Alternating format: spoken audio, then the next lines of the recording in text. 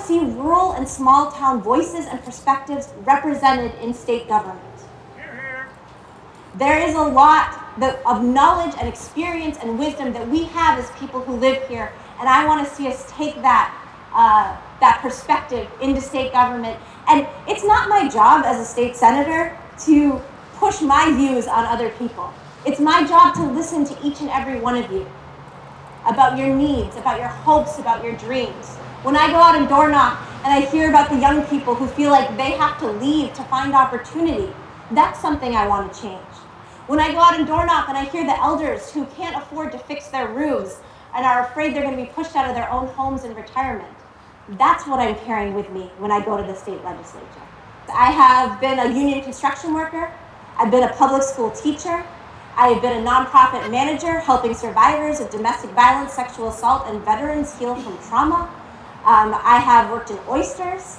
I've worked in wood products, and I now manage a tribal youth program, and I can track budgets, six-figure budgets down to the dollar. And I think that's the kind of experience and knowledge and responsibility that you want in a state senator. And I'm also a longtime community organizer. I've organized my life around making sure that community voices are heard, around making sure that we have clean air and water, and making sure that we leave a good legacy for our great-grandchildren. There's a lot of confusion sometimes about community organizing, especially when it comes to the environment. But one of the things I want to say is that a stable economy requires a stable climate. And we are at a turning point. This is one of the most interesting and challenging times to be alive, and there's so much opportunity and possibility. I come from a really long line of people who serve their communities and powerful change makers.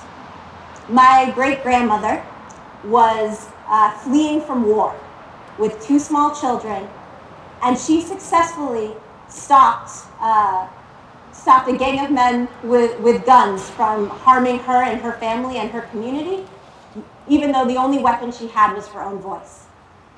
And she went on to become one of the first college-educated women in China. My grandmother was the first woman and the first elder to get a driver's license in China. And she actually changed the policy and law that paved the way for other people to do so as well.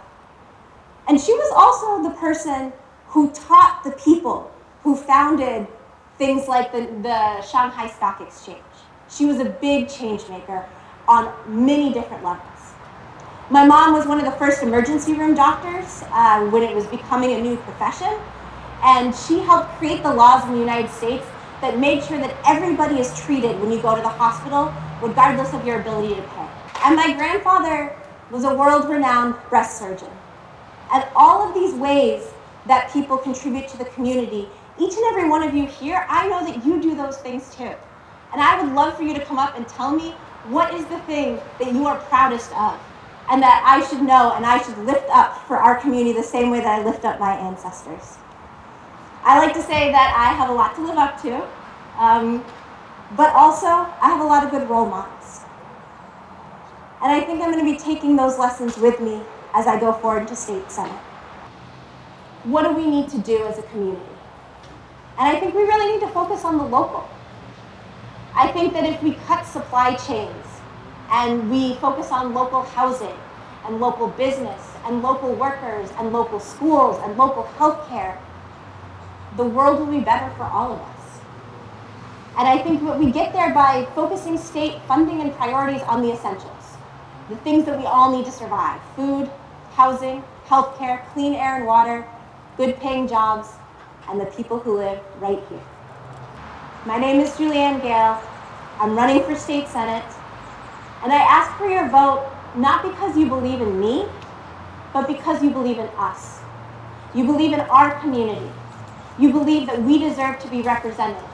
You believe that we matter, that our home matters, and that it's going to take all of us together to move forward. Thank you.